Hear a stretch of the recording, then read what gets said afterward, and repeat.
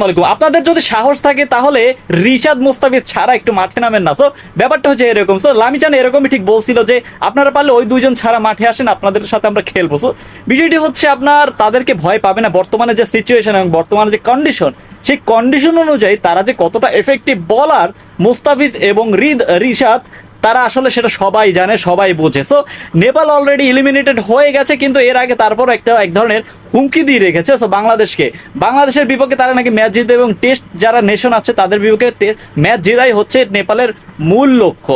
এখন লামিচানে হচ্ছে আপনার একটা সময় ভিসাই পাচ্ছিল না, কিন্তু এন্ড অফ দ্য টুর্নামেন্ট তিনি ভিসা পেয়ে গেছিল এবং আপনার নেপালের বড় একটা অপরচুনিটি ছিল যে তারা সুপার এইটে উঠবে, যেখানে না একদম ধূলিসাৎ করে দিয়েছে সাউথ আফ্রিকা এবং বাংলাদেশকেও এক ধরনের বাঁচিয়ে দিয়েছে, নাকি একটা প্রবলেমে ফেলাই দিয়েছে, সেটা আমি পরে বলতেছি।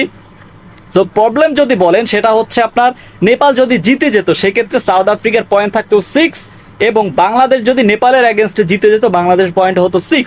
তো সেক্ষেত্রে রান রেট ব্যবধানে কিন্তু এক ধরনের বাংলাদেশ চ্যাম্পিয়ন হয়ে যাওয়ার কথাই ছিল। তো চ্যাম্পিয়ন হলে কি হতো, এখন চ্যাম্পিয়ন হলে বাংলাদেশ খেলতো ছোটখাটো টিমের সাথে, ধরেন ইউএসএ, স্কটল্যান্ড, ওয়েস্ট ইন্ডিজ, এই ধরনের টিমের সাথে খেলা পড়তো। কিন্তু কি হলো, এবার আপনার অস্ট্রেলিয়া, আফগানিস্তান এবং ইন্ডিয়ার সাথে বাংলাদেশকে খেলতে হবে। সো সেক্ষেত্রে একটু ডিফিকাল্ট বলাই চলে। আপনার কাছে কি মনে হয় কোন গ্রুপে পড়লে বাংলাদেশ সব থেকে সেফ থাকতো, ইভেন আপনার সেমিফাইনালে খেলতে পারতো? প্লিজ কমেন্টে জানিয়ে দিন, আপনার মূল্যবান কমেন্টে হতে পারে অনেক বড় কিছু। সো এখন কথা হচ্ছে আপনার পাডোগেল বলেন, ওদের গুলশান ঝা, ওদের মানে এরকম কিছু একটা ট্যালেন্টেড বলার এবং ব্যাটসম্যান আছে যারা কিনা ম্যাচ পাল্টে দিতে পারে, রোহিত পাডোগেল। সো এই ধরনের ব্যাটসম্যান যারা আছে তারা কিন্তু সাহসিকতার সাথে ম্যাচ জিতাতে পারে। সেক্ষেত্রে বাংলাদেশের বড় অস্ত্রই হতে পারে আপনার মোস্তাফিজুর রহমান। কেন? কারণ এই পিচে স্পিন পিচ না ফাস্ট বোলিং পিচ সেটা আপনি বলতে পারবেন না, কিন্তু আপনার কাটার কাজ করবে। সো এর আগের ম্যাচে নেদারল্যান্ডের সাথে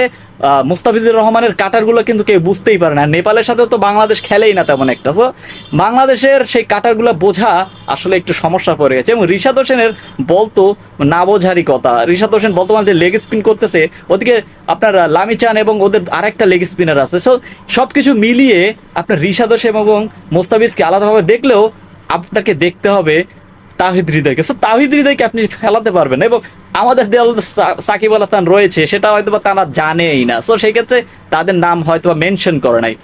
সাকিব আল হাসান এর আগের ম্যাচে ম্যান অফ দ্য ম্যাচ হয়েছে এবং সে কি করতে পারে সেটা সবাই জানে, সেটা সবাই বোঝে, এবং সে সমালোচনার জবাব কিভাবে চুপ করিয়ে দিতে পারে সেটা সাকিব আল হাসান বোঝে ভাই। সো এখন কথা হচ্ছে আমরা নেপালের এগেনস্টে জিতবো তো? হ্যাঁ ভাই, কনফার্ম জিতবো।